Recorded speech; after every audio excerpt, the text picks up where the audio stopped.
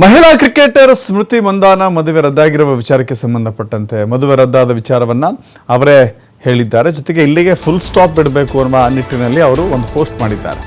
ಮದುವೆ ರದ್ದಾದ ಬಗ್ಗೆ ಸ್ಮೃತಿ ಮಂದಾನ ಪೋಸ್ಟ್ ಹಾಕಿದ್ದಾರೆ. ಪಲಾಶ್ ಜೊತೆಗೆ ನನ್ನ ಮದುವೆ ರದ್ದಾಗಿದೆ. ನಾನು ಇಲ್ಲಿಗೆ ಈ ವಿಷಯವನ್ನು ಮುಗಿಸ್ತಾ ಇದ್ದೇನೆ. ಕೆಲ ದಿನಗಳಿಂದ ನನ್ನ ಮದುವೆ ಬಗ್ಗೆ ಹಲವು ವದಂತಿಗಳಿತ್ತು. ಈ ಸಮಯದಲ್ಲಿ ನಾನು ಮಾತನಾಡುವುದು ಮುಖ್ಯ.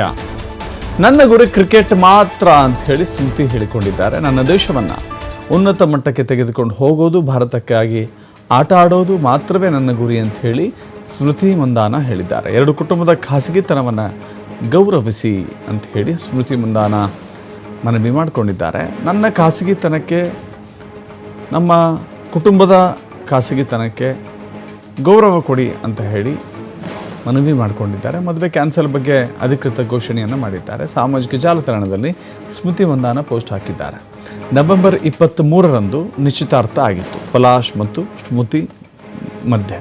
ಆದರೆ ಇದೀಗ ಅದು ಮುರಿದು ಬಿದ್ದಿದೆ ಅನ್ನೋದನ್ನು ಅವರೇ ಅದನ್ನು ಒಪ್ಪಿಕೊಂಡಿದ್ದಾರೆ.